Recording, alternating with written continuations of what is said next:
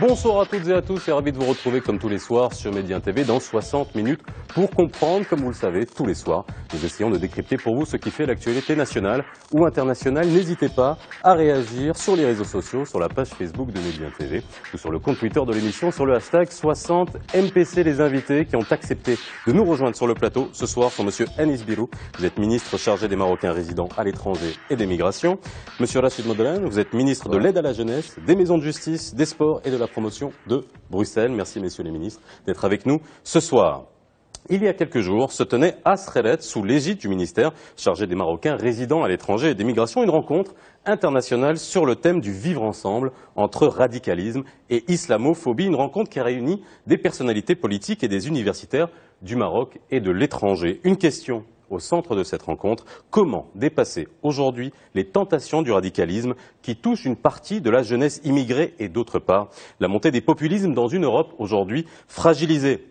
Pour comprendre tous les enjeux de cette question cruciale, nous allons ce soir essayer d'analyser les raisons de ces phénomènes. Pourquoi le repli identitaire et le radicalisme séduisent-ils aujourd'hui? La Belgique est-elle devenue une plaque tournante du djihadisme européen? Et si oui, pourquoi? Que peut-on faire pour prôner un contre-discours à ce radicalisme? De qui doit-il venir? Et quel rôle le Maroc doit-il jouer envers ces jeunes et moins jeunes Marocains résidant à l'étranger? Radicalisme, cause et solution, c'est le titre de l'émission de ce soir. Attentats successifs en Europe, montée de l'islamophobie, ces problématiques deviennent de plus en plus inquiétantes. Pour diagnostiquer la situation, le ministère chargé des Marocains résidant à l'étranger a organisé le 27 mai dernier à Srelet un colloque traitant de la radicalisation et de l'islamophobie.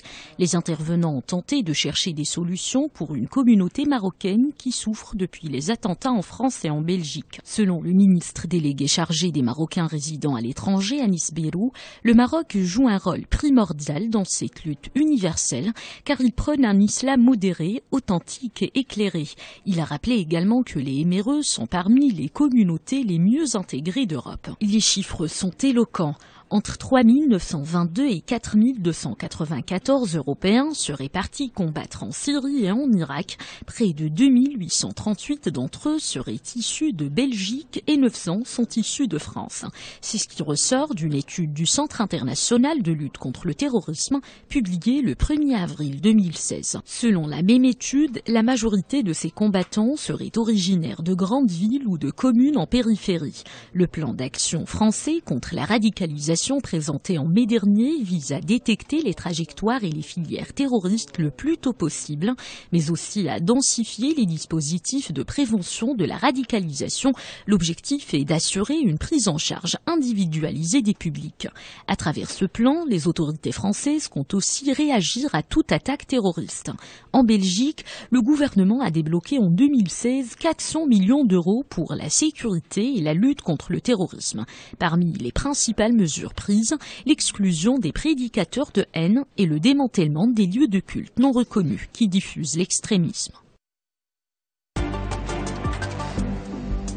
Bien, messieurs les ministres, nous allons bien sûr essayer de comprendre les raisons du radicalisme, que cela soit en Europe, que cela soit au Maroc. Et merci en tout cas, monsieur le ministre, d'être avec nous ce soir pour nous permettre de mieux comprendre. Nous avions déjà traité sur ces sujets à plusieurs reprises et votre éclairage sera pour nous extrêmement important.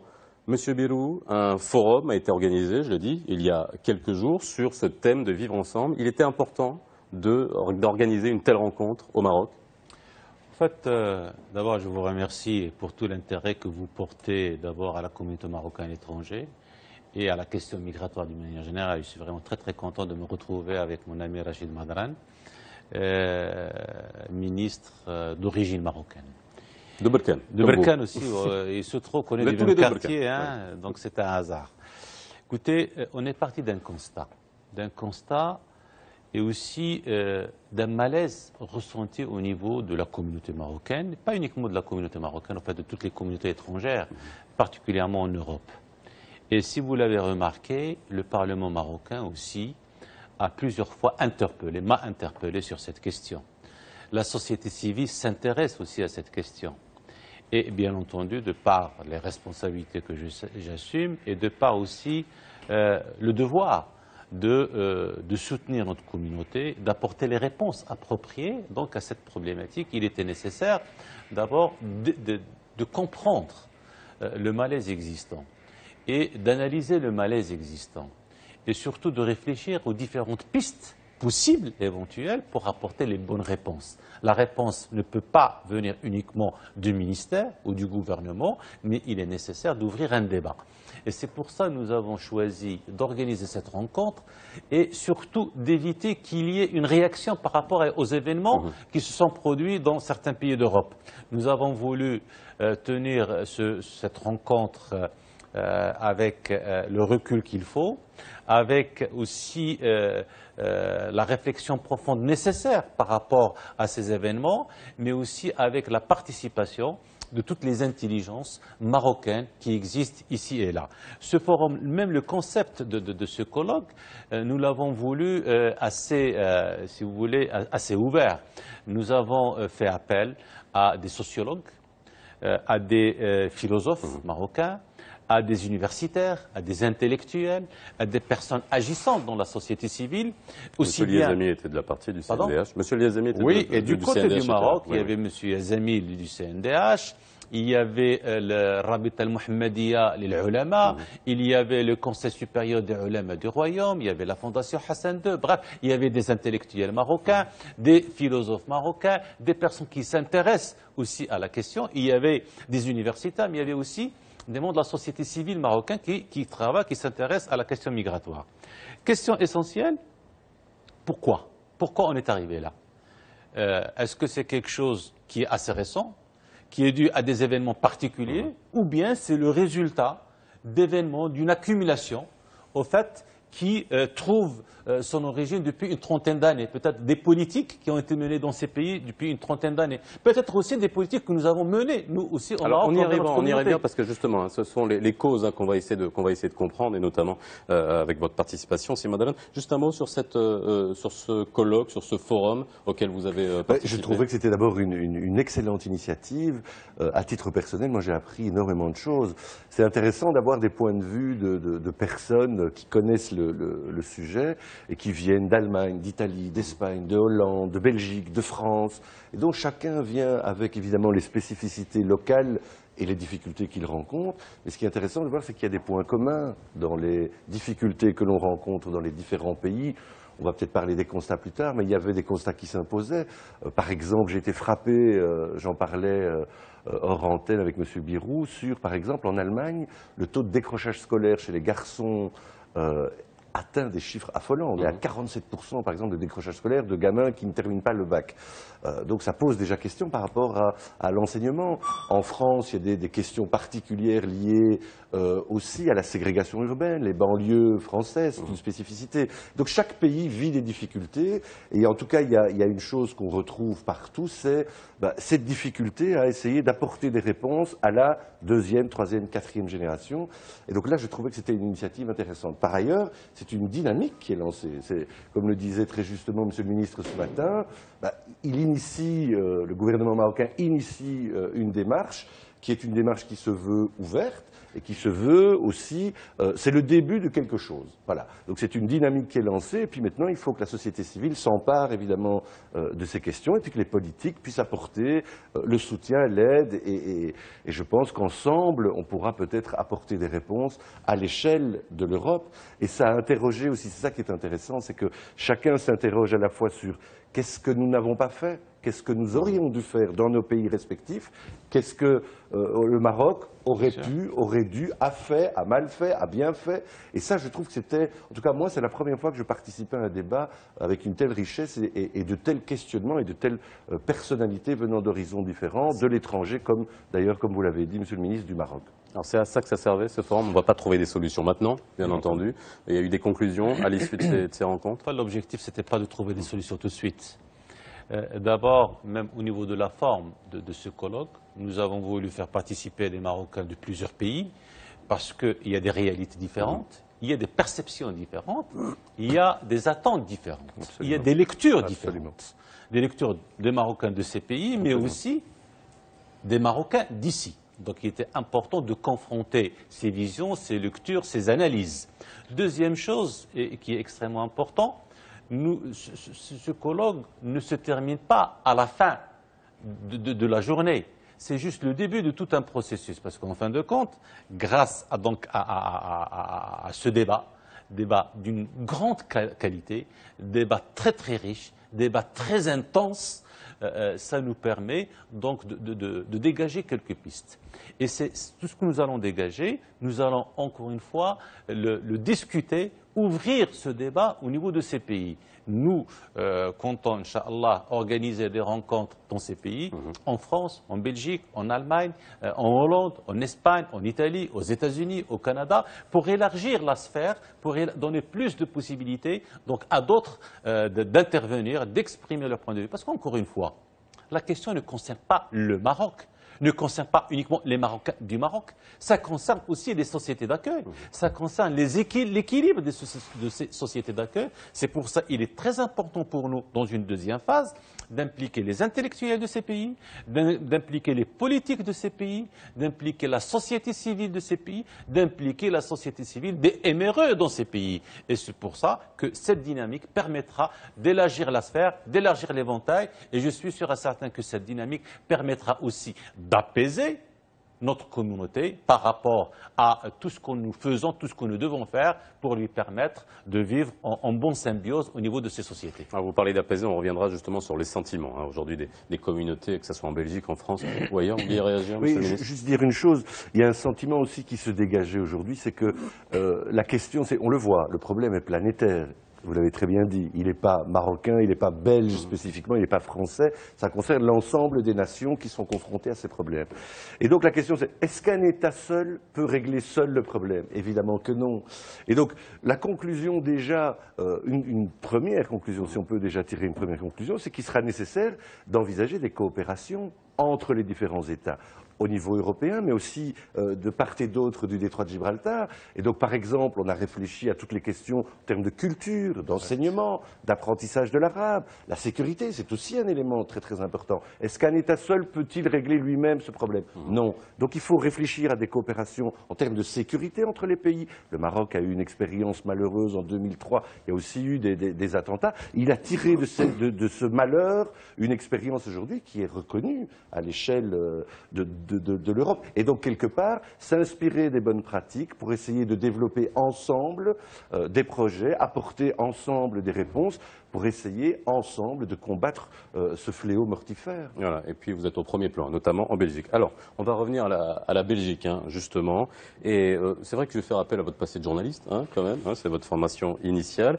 Et la Belgique a été au centre de toutes les attentions suite aux attentats de Bruxelles, aux attentats de Paris, avec vraiment un focus très particulier où on a commencé à considérer la Belgique comme, et plus particulièrement Molenbeek, comme une plaque tournante du djihadisme européen. Comment vous avez réagi par rapport à ça? Et qu'est-ce que vous pouvez répondre lorsque on voit dans les journaux français ou dans la presse internationale que Molenbeek est devenu du jour au lendemain le terreau du terrorisme international? Alors, pour être tout à fait sincère, moi j'ai trouvé que ce Belgium bashing, que cette espèce de procès qu'on faisait à la Belgique était profondément injustifié. On ne l'a pas assez dit, mais certains des terroristes qui ont commis les attentats au Bataclan, en effet, habitaient en Belgique. Certains étaient d'origine française, par exemple, on l'oublie. Certains sont venus de France. Mais ce n'est pas ça la question. La question, c'est qu'il existe en Belgique, à Bruxelles, à Molenbeek en particulier, comme il existe en Seine-Saint-Denis, comme ça existe en Hollande, comme ça existe en Allemagne, comme ça existait à Madrid et à Londres, un terreau propice à ce type de déviance mortifère. Le problème, c'est quoi? Le terreau qui existait, c'est une désespérance d'une jeunesse. Et ça a encore été dit il y a quelques jours dans le colloque qui a eu lieu, c'est que aujourd'hui, on est face à une jeunesse de la 2e, 3e, 4e génération qui est en perte de repère, qui est finalement entre deux eaux, si j'ai envie de dire, entre deux situations. Qu'est-ce que je suis? Je suis marocain, je suis belge, je ne suis ni marocain ni belge, je conteste la culture et les traditions de mes parents et en même temps je ne suis pas tout à fait dans le modèle occidental dans lequel je suis né, j'ai grandi.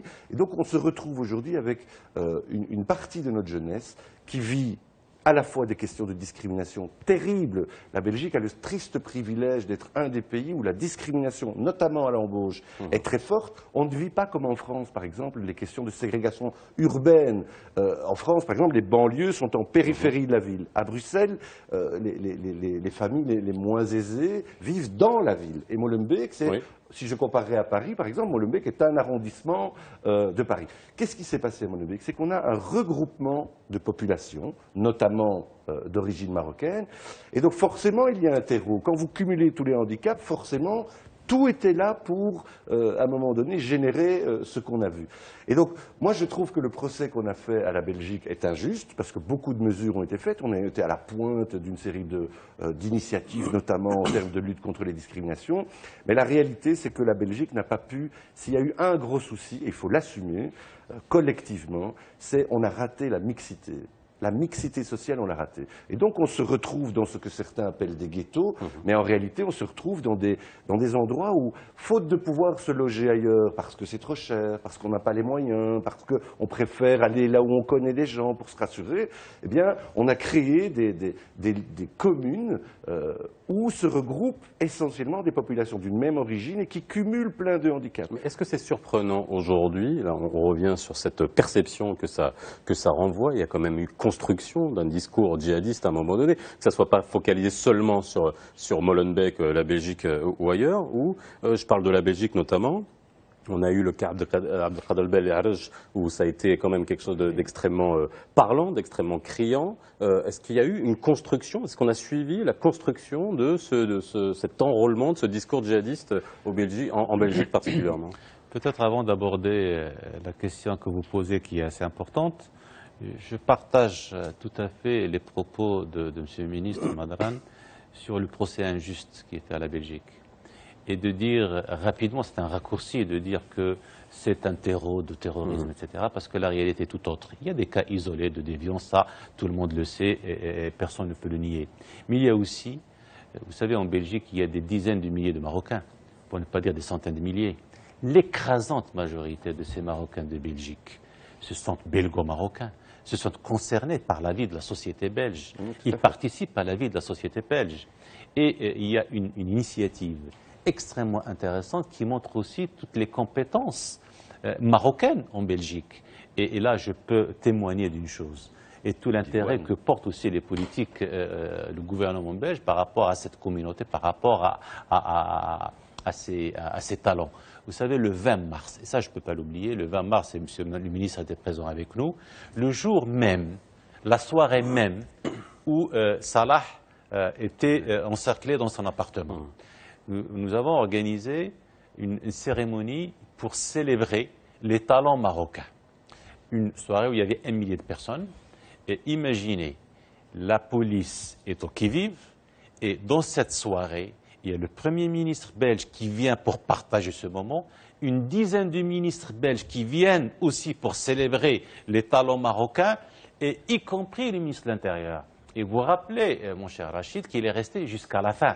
C'est vous dire aussi toute la considération qu'ils ont pour les Marocains, pour les talents marocains, pour la communauté marocaine. Il y a des cas isolés, certes, mais la communauté marocaine, il est très très bien intégré dans la société belge. Et s'il y a un pays qui a fait des efforts énormes pour intégrer cette communauté, pour faciliter la vie à cette communauté, c'est bien la Belgique. Et ça, je peux en témoigner. Maintenant, pour revenir à la question que vous avez posée, et là, je peux résumer la réponse par rapport aussi à la stratégie que nous menons envers la communauté marocaine étrangère. Parce que la question essentielle que nous nous posons, c'est quelle communauté nous voulons? Quelle position de cette communauté dans les sociétés d'accueil? Parce qu'encore une fois, et la question identitaire a été posée plusieurs fois, est-ce que la question de garder, de préserver cette identité marocaine dans une société étrangère ou bien prendre une nouvelle identité, la question elle est fausse. C'est pour ça que nous considérons que, je considère personnellement que l'identité elle est cumulative. C'est une accumulation, c'est un enrichissement de tout le temps. Moi j'étais à Berkane, J'ai une identité quand j'étais à Berkane, on a déménagé à Rabat, et puis ça s'enrichit, ainsi de suite. C'est la même chose pour tous les Marocains qui étaient quelque part, puis ils sont partis ailleurs. Donc c'est une identité qui s'enrichit. Mais les racines, elles sont marocaines. Il faut les nourrir par tout le travail que nous faisons. La stratégie, et là je reviens à la question essentielle, par rapport à la position de cette communauté. Nous voulons une communauté qui réussit dans ces sociétés. Nous voulons une communauté qui apporte une valeur ajoutée. Nous voulons une communauté qui participe à la vie économique, sociale, culturelle, politique. C'est ça la vision que nous avons pour notre communauté. Et c'est ce qui explique l'axe essentiel de notre travail. En fait, il y a deux axes essentiels. L'axe éducation. Nous voulons que nos enfants réussissent à l'école, belge, allemande, hollandaise, etc. Et là, nous avons fait une étude assez édifiante par rapport à la situation des enfants sur les performances scolaires des enfants des MRE. Parce que nous voulons préparer cette jeunesse par rapport à l'avenir. Donc il faut commencer à l'école. Il faut d'abord étudier les performances scolaires. Et tout ça, il y est bien entendu au quartier où ils habitent, il y est aux parents et l'intérêt des parents, etc. Nous avons découvert des chiffres assez alarmants. En Belgique, par exemple, le taux d'échec des enfants des MRE est beaucoup plus élevé que les enfants belges. En Allemagne, c'est 47% de décrochage scolaire. En France, c'est beaucoup plus élevé, ainsi de suite. Eh bien, la réponse, c'est quoi? C'est attaquer cette question de performance scolaire, s'attaquer à l'échec scolaire, s'attaquer à l'abandon scolaire. Et c'est ce qui explique que l'une des priorités de ce ministère, c'est l'appui scolaire, le soutien scolaire. Nous voulons que nos enfants réussissent. Vous savez, un enfant qui réussit à l'école, il peut aller très très loin. Il réussira socialement, il réussira professionnellement. Et un enfant qui rate l'école, qui quitte l'école, qu'est-ce qu'il va devenir? Mais je voudrais confirmer une chose. D'abord, c'est vrai, c'est pas le verre à moitié vide ou à moitié plein. Les réussites d'enfants issus de l'immigration marocaine en Belgique sont impressionnantes.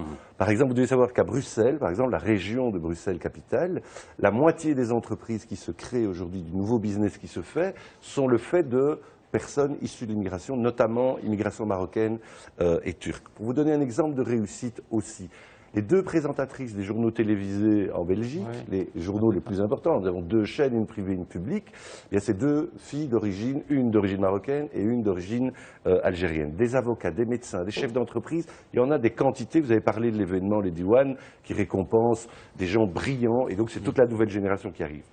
Sans tomber dans la victimisation, parce que c'est important de ne pas le faire. Bien sûr, il y a des problèmes, je l'ai dit, discrimination, etc. Mais tous les enfants victimes de discrimination ne basculent pas dans le djihadisme. C'est une réalité. Par ailleurs, il y a une autre question qu'on n'a pas osé voir, ou osé aborder en tout cas en Belgique, c'est, et je l'ai dit à plusieurs reprises dans des médias belges, c'est que la génération qu'on a fait venir du Maroc, c'était qui? C'était nos parents, qui étaient sunnites malékites. Les sunnites malékites, c'est un islam apaisé, un islam tout à fait conforme aux valeurs que l'on retrouve dans les pays européens. Égalité de l'homme et de la femme, enfin, tous les principes et les valeurs qui fondent les démocraties européennes. Malheureusement, ce qu'on a vu, nous, en Belgique, c'est qu'un islam plus rigoriste, un islam fondé sur une autre école que celle qui est l'école de la tradition de l'immigration marocaine, je pense par exemple, ça a été cité d'ailleurs ce matin, le wahhabisme, le salafisme beaucoup plus dur, bien, a amené une partie de la génération de la jeunesse bruxelloise, à un moment donné, à tenter de devenir plus musulman que les musulmans. Alors je reviens à la question que je vous ai posée, notamment je prends l'exemple de Abdelkader Belhadj, qui a été un signal finalement à un moment donné. Est-ce qu'on a pris la mesure de ce que représentait un tel individu qui prônait justement cet islamisme radical, qui était anti-régime marocain et qui était au début des années 80? Est-ce qu'on a pris la mesure de ça pour qu'on puisse après appréhender l'évolution du djihadisme en Belgique? Il y a eu d'autres événements. Par exemple, l'assassin du général Massoud est aussi parti de Belgique. Donc, les États, à un moment donné, quand ils voient leurs voisins qui sont concernés, à un moment donné, ils se croient à l'abri. Et puis, on a vu, on a vu Londres, on a vu Madrid, les attentats dans le métro, on a vu l'ensemble des pays européens. En Belgique, aujourd'hui, il y a eu, si vous voulez, un séisme. On est dans un climat aujourd'hui anxiogène qui fait que la population a besoin d'être rassurée. Elle s'interroge sur qu'est-ce qui fait que des enfants nés en Belgique, qui ont grandi en Belgique, en arrivent à un moment donné à s'attaquer au pays dans lequel ils sont nés. Et donc, aujourd'hui, tout le monde essaye de trouver des explications. Malheureusement, il faut aussi beaucoup d'humilité sur ces questions. Il n'y a pas de baguette magique. J'ai été à Aarhus, au Danemark. À Aarhus, c'est la ville qui produit le plus de djihadistes qui partent du Danemark. On a été au Québec. Et aujourd'hui, l'idée, c'est de s'inspirer des expériences qui fonctionnent pour essayer de développer des programmes. Mais la vérité, c'est qu'aujourd'hui, nous avons raté, moi je le dis, et il faut faire la double critique. Nous avons raté, je pense, en tout cas en Belgique, la question de la mixité. Et je pense que la communauté, les communautés, en tout cas la communauté arabo-musulmane, la communauté marocaine, il faut l'appeler comme ça, a peut-être aussi pas assez fait son examen de conscience, notamment sur le rôle que les parents ont dans l'éducation. Moi je dis toujours, l'école, elle instruit. Et les parents, ils éduquent. Et donc, des deux côtés, il faut faire cette critique, cette double critique pour essayer aujourd'hui d'apporter des solutions. Et donc, c'est ce qu'on fait, nous, aujourd'hui. On accompagne les parents dans l'éducation des enfants. C'est ce qu'on appelle le soutien à la parentalité. On travaille là-dessus en essayant d'expliquer un peu ce qu'a dit Monsieur le ministre, c'est-à-dire que la réussite de leurs enfants, c'est quand même le meilleur passeport pour la liberté. Ça va être difficile, mais en tout cas, si tu as un diplôme, la probabilité que tu puisses te construire un projet de vie est plus grande que si tu n'en as pas. Et donc, aujourd'hui, c'est ça aujourd'hui qu'il faut essayer de faire. Mais alors, ces jeunes on a vu beaucoup de philosophes, d'intellectuels sur ce plateau. On a reçu Gilles Kepel, on a reçu Rachid Benzine, on a reçu Jean Birnbaum, où on voit que tout le monde essaye d'expliquer le déclic, finalement, de cette radicalisation. Vous avez parlé de l'environnement, vous avez parlé du terreau, mais on a aussi vu que ce n'était pas nécessairement des gens qui étaient issus de milieux pauvres. Donc, voilà, vous l'avez dit, il n'y a pas d'explication. Aujourd'hui, la transmission des parents dont a parlé Monsieur le ministre Madane, il y a une responsabilité, on a parlé de l'environnement, des pays d'accueil, mais est-ce que les parents marocains résidant à l'étranger qui étaient là-bas ont failli à un moment? Vous savez, la responsabilité des parents, elle est évidente. La responsabilité de l'école est évidente aussi. La responsabilité de la société est aussi évidente. Du monde politique. Mais du monde politique, bien entendu. Mais je crois que la question peut être abordée de différentes façons. C'est des gens fragiles, c'est des personnes vulnérables. Peut-être on ne s'est pas rendu compte. Vous savez, on a eu des histoires incroyables. Des parents qui se réveillent un matin et trouvent la lettre de leur fils qui leur dit « voilà, je suis parti en Syrie ». Ils ne se sont pas rendus compte parce que c'est quelque chose certainement qui a demandé du temps. Le changement a demandé du temps, mais ils ne se sont pas rendus compte. En fait, moi je me rappelle à une certaine époque,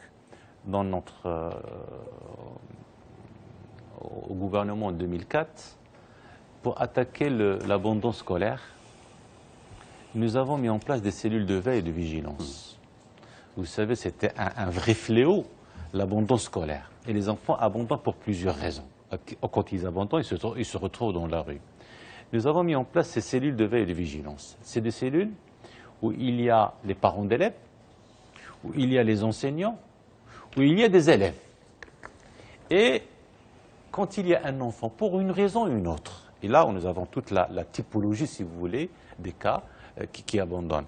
Parfois un enfant peut abandonner l'école parce qu'il y a un autre enfant qui le dérange ou qui l'agresse. C'est une raison assez simple. Il peut décrocher parce qu'il n'arrive pas à suivre un cours d'un professeur. Donc les raisons, et grâce à ces cellules de vigilance, de veille et de vigilance, nous avons pu sauver des milliers d'enfants. Et rapidement, le taux de décrochage scolaire a baissé. Enfin, pourquoi je donne cet exemple? Parce que je fais le parallèle avec la responsabilité des parents et la responsabilité de la société. En fin de compte, comme je disais, c'est des personnes très très vulnérables. Et c'est des personnes à la limite qui cherchent une revanche sur leur sort. Ils se disent qu'ils ont été victimes de la société, victimes des règles politiques, victimes etc. Et qu'ils cherchent une revanche. Et cette revanche, on leur explique qu'ils ne peuvent la tenir qu'à travers tel ou tel. Juste pour préciser, je n'accable pas les parents. Il y a des profils différents. Dans certaines situations, c'est parfois les parents n'ont pas été là. Il y a des familles défaillantes, le papa est absent, je vois ça moi comme ministre de l'aide à la jeunesse avec des enfants qu'on place où il n'y a pas de père, d'autorité. Il y a des familles qui sont aimantes, qui sont accompagnantes, qui sont là et pourtant l'enfant bascule. Ouais. Et donc en fait il n'y a pas de profil type, il y a une multiplicité de causes. Je vais vous donner un exemple d'une fille dont on a la charge aujourd'hui. C'est une fille mineure, Manon. elle est, elle, placée chez nous depuis à peu près 7 mois. Comment est-ce qu'elle a basculé? En réalité, à travers les réseaux sociaux. Ses parents ne sont pas musulmans. Et elle a rencontré quelqu'un sur des réseaux sociaux, Facebook, pour ne pas citer ce réseau social, avec qui elle a eu des contacts. Et puis à un moment donné, elle a eu un contact visuel à travers Skype.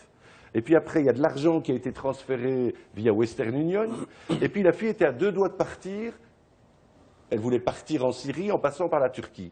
Et c'est précisément la maman qui a sauvé la fille. Nous, à Bruxelles, aujourd'hui, moi je travaille, je soutiens une structure qui s'appelle Parents concernés. Il y a une autre structure qui s'appelle Save Belgium, qui sont des parents qui se mobilisent. Et ce sont des parents extraordinaires qui ont essayé de comprendre ce qui s'est passé. Et comme disait très justement Monsieur le ministre, ce sont des gens qui, un matin, se sont réveillés avec l'enfant qui est parti.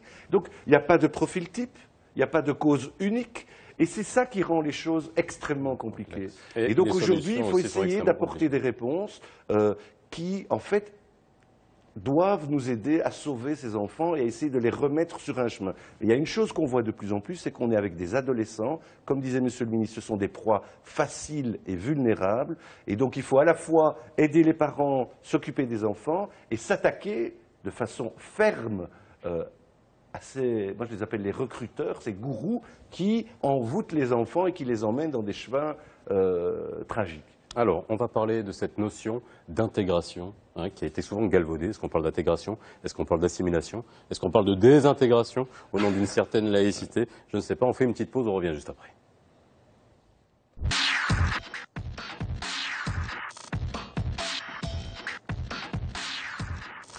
Retour sur le plateau de 60 minutes pour comprendre radicalisme en Europe, causes et solutions. Et à la moitié de l'émission, c'est vrai que les causes sont nombreuses et les solutions, eh bien, elles sont peut-être nombreuses, on va essayer de les voir. Et surtout, elles sont très difficiles à appréhender. On s'est arrêté sur cette notion d'intégration. Alors justement, Monsieur le ministre Birou, ça doit être quelque chose qui doit être au centre de vos préoccupations tous les jours quand vous vous levez le matin en se demandant mais c'est quoi l'intégration? Aujourd'hui, on ne sait plus ce que c'est que l'intégration en Europe, on ne sait plus vraiment ce que ça veut dire. Est-ce que nos ressortissants, nos Marocains résidant à l'étranger, sont suffisamment intégrés, assimilés, et est-ce qu'ils ont intégré finalement toute la culture des pays d'accueil?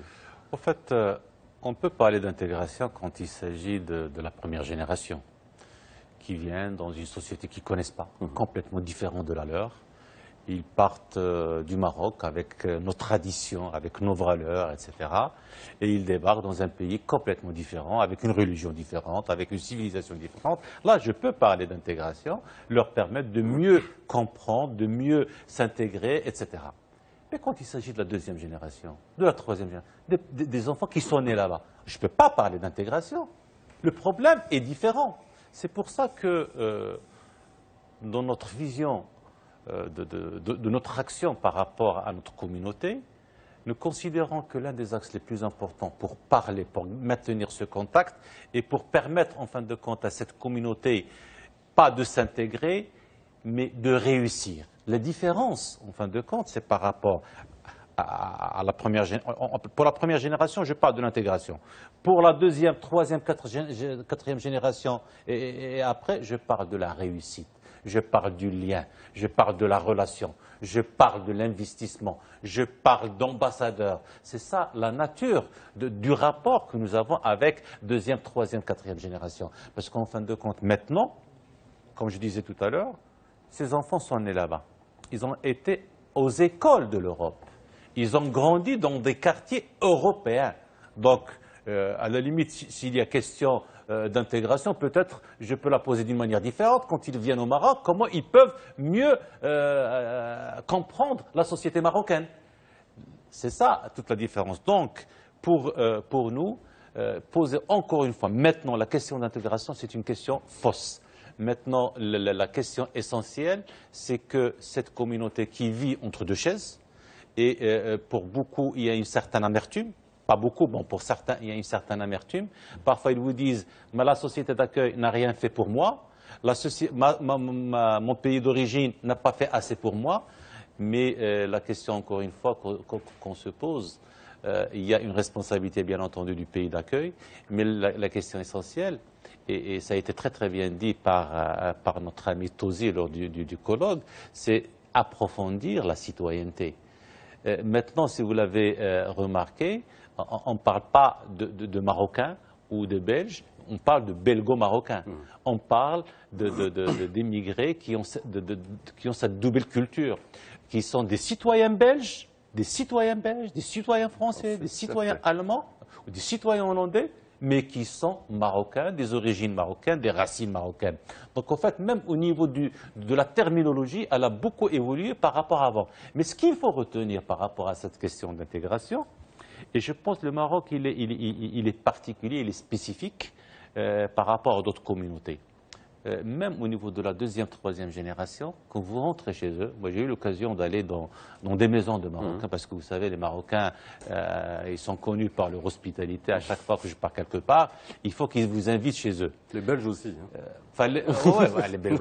Vous savez, la première chose d'abord que je trouve dans ces maisons, trois choses. Le salon marocain, le drapeau national, la photo de Sa Majesté. C'est des Belges, c'est des Hollandais, c'est des Allemands, c'est des Espagnols, mais il y a cet attachement extrêmement fort. Il y a ce lien extrêmement fort. C'est pour ça, encore une fois, je pense que pour aller au fond des choses, et c'est pour ça que nous considérons que l'action que nous menons aujourd'hui, il me semble, à travers, bien entendu, l'étude de cette communauté, l'évolution de cette communauté, parce qu'encore une fois, et la communauté d'aujourd'hui n'a rien à voir avec la communauté des années 60. Et ça, il faut le prendre en considération. Et beaucoup même parlent qu'on n'a pas une communauté, on a plusieurs communautés. Et les réponses qu'il faut apporter, c'est par rapport à cette différence, par rapport à la sociologie de cette communauté, mais aussi par rapport à la place que doit occuper cette communauté demain dans les sociétés d'accueil et comment lui donner envie en fait, parce que la relation avec le royaume a beaucoup changé. La première génération, par exemple, et ça on le remarque à travers les transferts, vous savez, une grande partie des transferts servait pour construire un logement, parce qu'ils avaient l'intention de retourner au Maroc.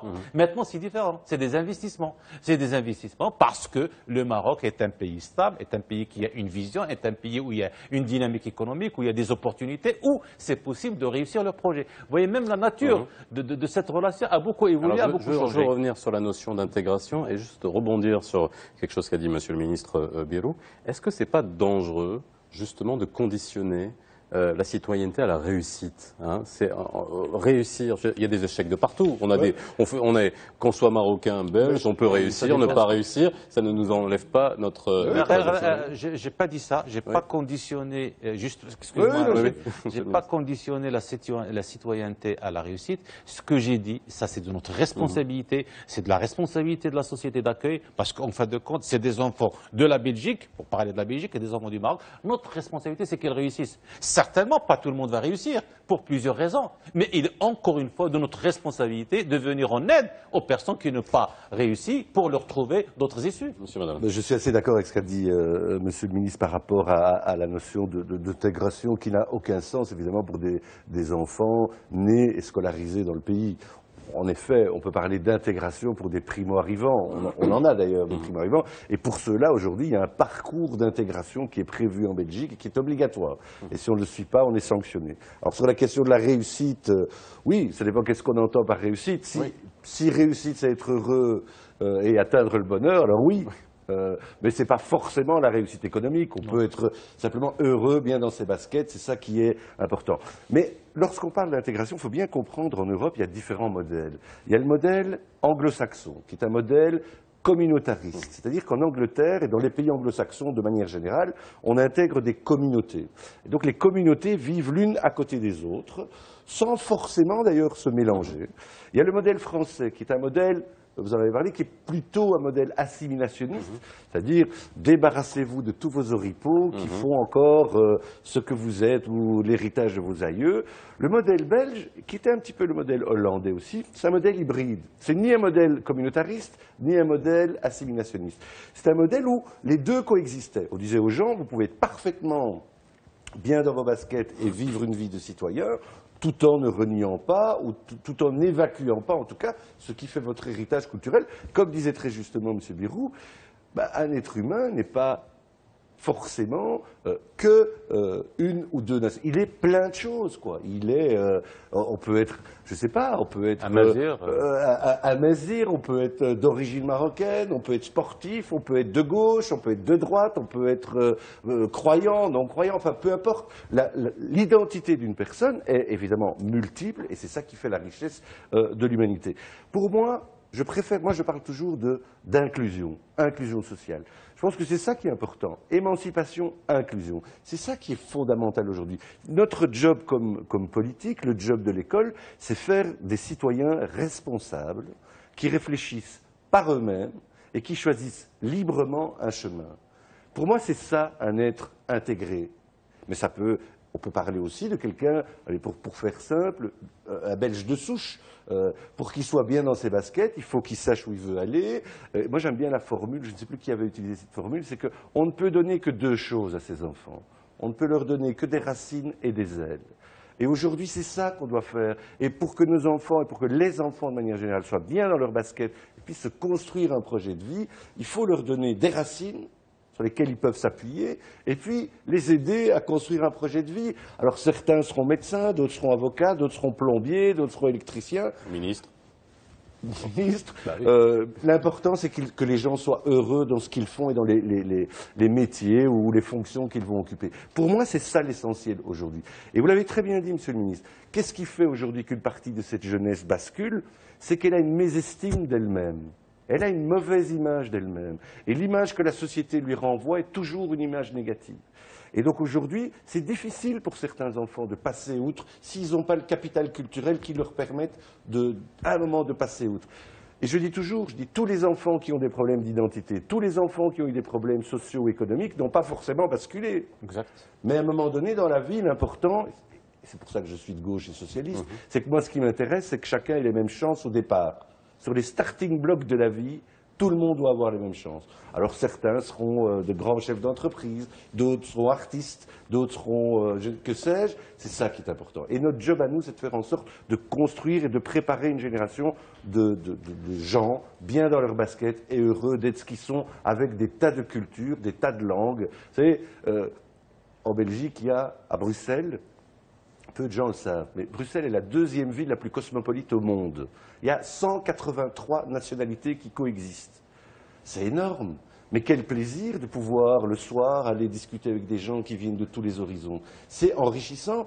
Pourquoi certains vivent ça bien et d'autres ont des difficultés? Et c'est là où nous, on doit essayer d'apporter des réponses, je pense, politiques, mais pas uniquement politiques. Alors aujourd'hui, on a aujourd'hui des observatoires qui permettent de recenser les actes islamophobes en France, en Europe, et qui, on voit une vraie recrudescence aujourd'hui. Quel est le niveau de crispation, le sentiment de notre communauté à l'étranger, que ce soit en Belgique ou ailleurs, et quel danger ça peut susciter? J'ai eu l'occasion de rencontrer de manière tout à fait fortuite un officier de police judiciaire belge, et qui m'a livré son désarroi en me disant, vous savez, Monsieur Tadlaoui, il y a vraiment au sein de la police belge des stigmatisations des officiers de police, et alors qu'ils ont été d'un rôle absolument incroyable après les attentats. Est-ce qu'on ne risque pas d'accentuer finalement tout ce phénomène?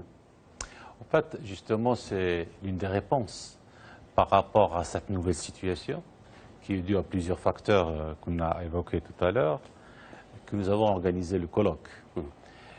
Parce qu'encore une fois, nous considérons que c'est un problème qui concerne bien sûr les pays d'Europe, où c'est une menace aussi pour leur cohésion sociale, la cohésion sociale de ces sociétés. Et c'est une réelle menace par rapport à l'avenir de ces sociétés. Donc il y a une prise de conscience. Notre objectif, bien entendu, c'est d'abord défendre notre communauté, mais aussi de le faire avec les responsables de ces pays. C'est pour ça qu'il y a une convergence d'intérêts, si vous voulez. Nous défendons notre communauté parce qu'on est conscient des dangers, des menaces, de cette recrudescence d'actes racistes, etc. Et de l'autre côté, ces intellectuels, ces consciences vives, souhaitent aussi maintenir cet équilibre. Il y va de l'équilibre de ces sociétés. C'est pour ça, donc, cette convergence d'objectifs d'intérêt fait que nous avons amorcé ce processus pour que demain, nous puissions l'élargir. Et je pense que maintenant, peut-être plus qu'auparavant, les intellectuels ont un rôle beaucoup plus important à jouer. ils ont une responsabilité énorme pour éveiller les consciences, pour mettre chacun devant ses responsabilités, pour que chacun puisse bouger. Parce qu'en fin de compte, ce que nous faisons aujourd'hui, nous allons récolter les conséquences demain. Ce que nous avons récolté aujourd'hui, c'est les conséquences de politique, de choix qui ont été menés il y a 20 ans, il y a 30 ans. C'est pour ça que, pour revenir peut-être à une question tout à l'heure que vous avez posée à l'intégration et pour faire le lien. Est-ce que nous avons réussi? Est-ce que nous n'avons pas réussi? Etc. Moi, je prends un indicateur assez simple. Assez simple, et je dis, et cet indicateur, en fin de compte, nous l'avons intégré dans notre politique migratoire. Vous savez, notre pays a lancé, grâce à la vision prospective de Sa Majesté, une nouvelle politique migratoire qui donne réellement chance à des milliers de personnes qui allaient périr dans la Méditerranée. Et ce que nous avons essayé de faire, c'est réellement leur permettre de s'intégrer dans la société marocaine par l'école, par les langues, par un certain nombre de choses. Mais l'indicateur le plus important, et c'est là où on va mesurer la réussite de notre politique, quand on aura l'équipe nationale, pas tout de suite parce que c'est encore récent, quand on aura l'équipe nationale qui va jouer un match Coupe d'Afrique ou Coupe du Monde et que ces migrants intégrés ici vont vibrer avec l'équipe nationale. Ils vont être heureux quand l'équipe nationale va gagner, ils vont être malheureux quand l'équipe nationale va perdre. C'est ça un indicateur peut-être assez simple, mais je pense qu'il est très très parlant. Deuxième chose. Vous savez, le 12, 13, 14, 15 mai, nous avons organisé un forum des jeunes. On a fait venir des jeunes de plus d'une vingtaine de pays de par le monde, des jeunes marocains, belges marocains, français marocains, etc. Et vous ne pouvez pas imaginer leur curiosité par rapport à ce qui se passe au Maroc, par rapport à l'histoire du Maroc, par rapport à l'économie du Maroc, par rapport aux choix politiques du Maroc, par rapport aux réformes qu'a engagées le Maroc, par rapport à une meilleure connaissance de la Constitution. Ils sont belges, mais ils sont très très attachés au pays. Et je crois qu'ils sont aussi conscients que cette double appartenance, cette double culture fait d'eux ils sont encore plus forts grâce à cette double culture. C'est pour ça, encore une fois, le rôle par rapport à cette stigmatisation, par rapport à cette crispation, je pense, remet la responsabilité au niveau des faiseurs d'opinion, de toutes les personnes qui ont une influence sur l'opinion. Et là, les médias. Je reviens aux médias parce que les médias ont une responsabilité énorme par rapport à tout ce qui se passe, par rapport au climat qui prévaut dans ces sociétés, soit pour l'apaiser, soit pour encore le rendre beaucoup plus tendu. Pour revenir à votre question sur est-ce qu'il y a de plus en plus de faits liés notamment aux questions liées à l'islamophobie, nous on a un centre qui s'appelle le Centre pour l'égalité des chances. Il constate deux choses. Il constate qu'il y a de plus en plus de plaintes liées notamment à des actes, on va dire, anti-musulmans. Et il y a donc de plus en plus de plaintes. Et en tout cas, les actes qui sont posés sont beaucoup plus violents. Ça, c'est le constat qu'on fait. Mais comme ça a été dit, on est dans un climat anxiogène, on est dans une situation où on est face en fait à de l'ignorance. Derrière, il y a certaines personnes qui aujourd'hui découvrent cet islam et l'imaginent à travers le prisme évidemment de ce qu'on voit notamment dans les médias, mais pas seulement. Donc ils ont peur et on se retrouve à une forme d'ignorance qui mène à de la peur qui mène à de la haine, et puis la haine qui conduit à la violence. Et donc ils ont cette image assez caricaturale. Et en même temps, c'est ça le paradoxe, c'est qu'on se retrouve aussi avec, à côté de ça, on célèbre des gens qui sont issus de l'immigration. Vous savez, dans l'équipe belge de football, par exemple, on a par exemple quelqu'un comme Fellaini, on a Chadli. Alors, ce que je voudrais simplement, je le dis sous forme de boutade, mais que quand Fellaini fait un bon match, on dit il est belge. Quand il fait un mauvais match, on dit le belgo-marocain. Il faudrait déjà à l'époque les blagues qu'on faisait avec Yannick Noah, à l'époque quand il gagnait, exactement, à l'époque on le faisait avec Yannick Noah. Et pour vous dire, comme parfois les choses sont très très compliquées, dans les personnes qui ont commis l'attentat à l'aéroport de Bruxelles, il y a un nom de famille qui est l'Achraoui. Eh bien, figurez-vous que son frère a obtenu une médaille d'or en taekwondo au championnat d'Europe. Et donc on est là, vous voyez, le paradoxe de cette situation, et ce garçon porte ce nom, mais voilà, il est le frère d'eux, mais il est belgo-marocain, et il a ramené la médaille à la Belgique. Et donc voilà, on est dans des situations compliquées, mais c'est clair qu'on est en Europe aujourd'hui dans un climat anxiogène, Je ne suis pas sûr que ce problème va se régler rapidement. Il faut avoir l'humilité et la sincérité et l'honnêteté de le dire. C'est quelque chose qu'on va, devoir vivre avec pendant des années et des années. Ce sera peut-être une génération. Et donc c'est bien la raison pour laquelle, et je le dis, je l'ai dit ce matin, moi je crois beaucoup à la coopération. Et donc j'espère qu'il y aura, et je sais que vous le faites, Monsieur le Ministre, mais je pense qu'il faut amplifier les choses. Coopération en termes de sécurité, coopération en termes culturels, quel rôle le Maroc peut jouer, comment la Belgique peut se positionner avec les autres partenaires. Je pense qu'il va falloir aujourd'hui vraiment mettre en place des coopérations. Quand j'étais au Canada, ils nous ont dit on ne peut réussir à combattre ce problème que de deux manières. Un, il faut que l'information circule de manière transversale à tous les acteurs qui s'occupent de ces questions. Première chose, de la base jusqu'au sommet. Et par ailleurs, on réglera ça en échangeant des informations. Et en Belgique, par exemple, je le plaide et je l'ai dit publiquement à plusieurs reprises, il est grand temps que nos services de police, que nos services de renseignement travaillent avec des personnes issues de l'immigration qui connaissent cette culture et cette tradition. Et donc moi j'espère qu'il y aura de plus en plus d'agents de police, de services de renseignement qui viendront de ces populations issues de l'immigration. Et en tout cas c'est l'espoir que je fonde. Alors on parle d'islam de France, on parle aussi d'un islam européen. Est-ce qu'on peut imaginer la création, la construction d'un islam européen et finalement quels seraient les obstacles pour le fabriquer? Moi je veux peut-être avant de réagir sur la question de la coopération et du partenariat. Il est illusoire. Et ça, c'est une conclusion que je suis arrivé, en tous les cas, je ne suis pas le seul.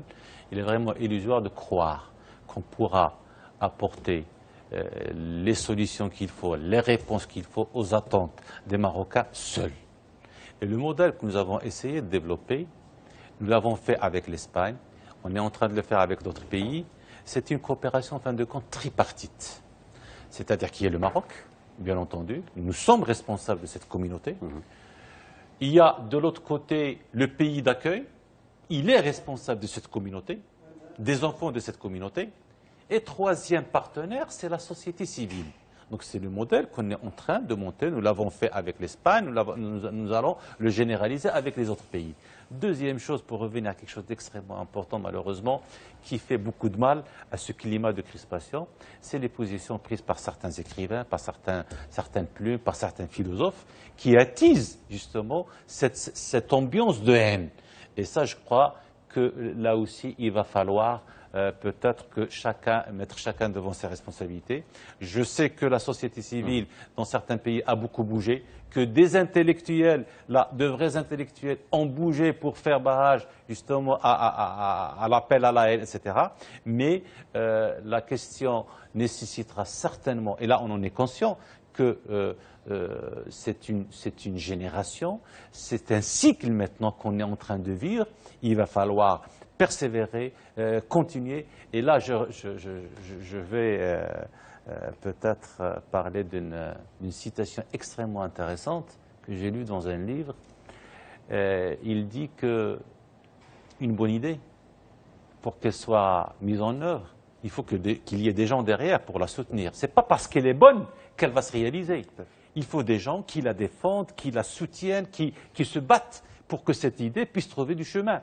Et une mauvaise idée a besoin de gens qui la combattent. Une mauvaise idée, ce n'est pas parce qu'elle est mauvaise qu'elle ne va pas trouver son chemin. Là aussi, il faut qu'il y ait des gens qui se battent, qui font face à ces mauvaises idées. C'est la même chose pour ce climat. Les gens qui portent la haine, il faut qu'il y ait des réponses qu'il faut faire face donc à ce discours, malheureusement, qui risque d'éclater les sociétés.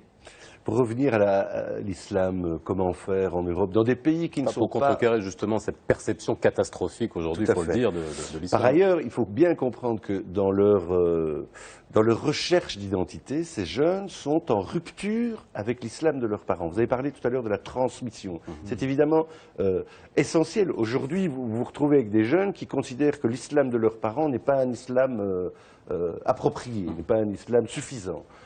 Et je reviens à ce que je disais tout à l'heure. La communauté marocaine qu'on a fait venir dans les années 60 en Belgique a une tradition sunnite malékite. Et donc, je le répète sans cesse, inlassablement, il est nécessaire aujourd'hui... Et vous le dites bien, qu'on a fait venir. Qu'on a fait venir, c'est très important de le rappeler. aussi que les peuples européens connaissent leur histoire. Qui ont eu des enfants, qui ont eu des enfants, qui ont des enfants. Et donc aujourd'hui, on est face à quoi? On est face à un élément essentiel que vous avez dit, c'est la transmission. Comment transmettre cet islam des parents à la génération des enfants, quand les parents eux-mêmes n'ont pas toujours été formés. Et donc là, il y a tout un travail, et je reviens avec ces réflexions. Est-ce que ça va se faire à partir des États? Est-ce qu'on va construire à partir de l'Europe un islam d'Europe sécularisé? Question. Est-ce qu'il faudra, dans l'intervalle où il n'y a pas de cadre suffisant, on revient à ce que je disais tout à l'heure sur les coopérations. Comment coopérer? Est-ce qu'on peut faire des échanges entre universités? C'est là où je dis qu'à un moment donné, ensemble, on doit pouvoir trouver les solutions qui vont être les solutions qui vont permettre à chacun de vivre sa foi.